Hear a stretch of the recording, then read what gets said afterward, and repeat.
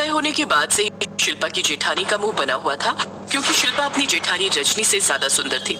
इसी बात को लेकर रजनी के मन में शिल्पा के लिए जलन पैदा हो गई थी। शादी के बाद सब लोग नई बहू के आने से बहुत खुश थे। रजनी, शिल्पा बहुत देर से बैठी हुई है, एक काम करो, तुम ही उसकी अटैची में से कोई अच्छा सा सूट निकाल दो ताकि वो नहा धोकर तैयार हो जाए।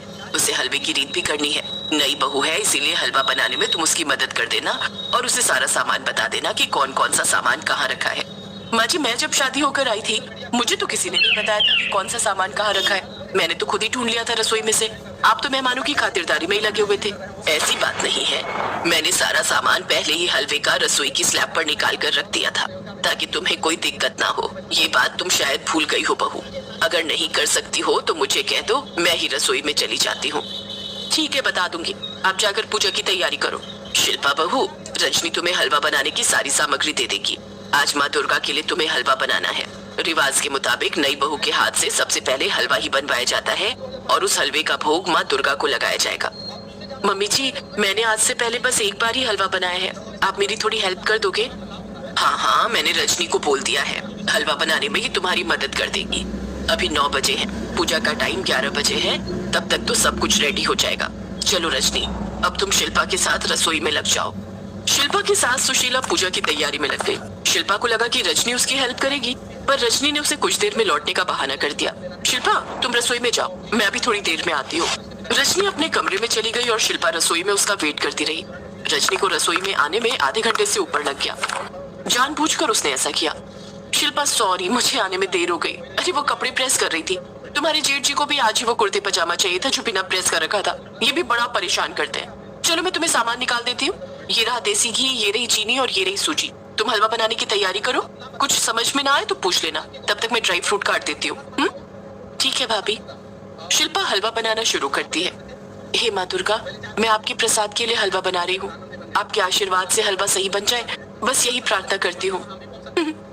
जितनी मर्जी प्रार्थना कर ले, पर हलवा बिल्कुल ठीक नहीं बनेगा। अपने रंग रूप पर तुझे बड़ा गुरूर है ना।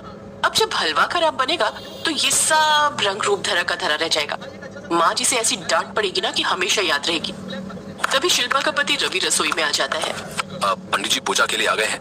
माँ पूछ रही हैं हलवा कितनी देर में बन जाएगा? बस तैयार हो गया है, भाभी ड्राई फ्रूट दे रही है, वो डाल दूं।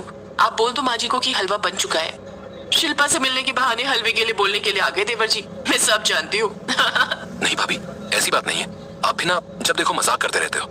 अच्छा, मैं माँ को बोल देता हूँ। शिल्पा, ड्राई फ्रूट मैंने डाल दिया है, तुम प्रसाद का निकाल लो, फिर हम माँ जी के पास चलते हैं। रजनी अब तक अपना काम कर चुकी थी। शिल्पा जब रवि से बात कर रही थी, रजनी ने ड्राई फ्रूट डालने के बहाने हलवे में नमक डाल दिया। रजनी मन ही मन बहुत खुश हो रही थी कि उसने हलवे को खराब कर दिया। अचानक शिल्पा रजनी के गले लग जाती है। भाभी, थैंक यू सो मच, आपने मेरी इतनी हेल्प की। आप बहुत अच्छी हो भाभी, मुझे सचमुच आपसे एक बड़ी बहन का प्यार मिला है। थैंक यू सो मच भाभी।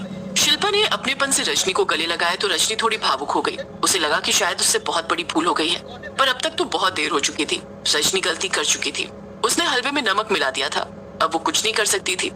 शिल्पा हलवा लेकर पूजा में जाती है और अपने हाथों से माँ दुर्गा को हलवे का भोग लगाती है। बहू, अब इस प्रसाद के हलवे को सब में बांट दो। जी माँ जी, मैंने तो बहुत बड़ी भूल कर दी, हलवे में नमक डाल दिया। अब बेचारी शिल्पा को डांट पड़ेगी। हे माँ दुर्गा, मुझे क्षमा कर देना, मुझसे बहुत बड़ी भूल हो गई। शिल्पा सभी में प्रसाद का हलवा बांट देती है। आप सब लोग खाकर बताओ बहू ने कैसा हलवा बनाया है। देखने में तो बहुत स्वादिष्ट लग रहा है, मैं भी खाकर देखती हूँ। भाई वाह, बहुत टेस्टी हलवा है।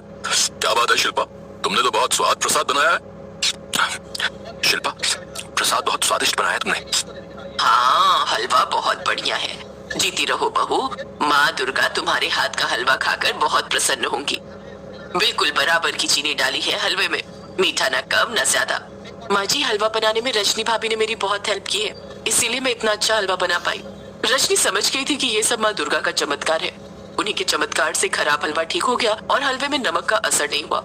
माँ दुर्गा ने शिल्पा की प्रार्थना को सुना और शिल्पा के हाथों का बना हलवा सभी को बहुत अच्छा लगा। रजनी जान चुकी थी कि अपने चमत्कार के द्वारा माँ दुर्गा यही बताना चाहती है कि वो शिल्पा से प्रसन्न है और शिल्पा एक अच्छी इंसान है, तभी माँ दुर्गा ने उसकी मदद की। सब मिलकर माँ दुर्गा को प्रणाम करते हैं। रजनी माँ दुर्गा से क्षमा मांगती है। उधर शिल्पा मन ही मन माँ दुर्गा को उसकी प्रार्थना सुनने के लिए धन्यवाद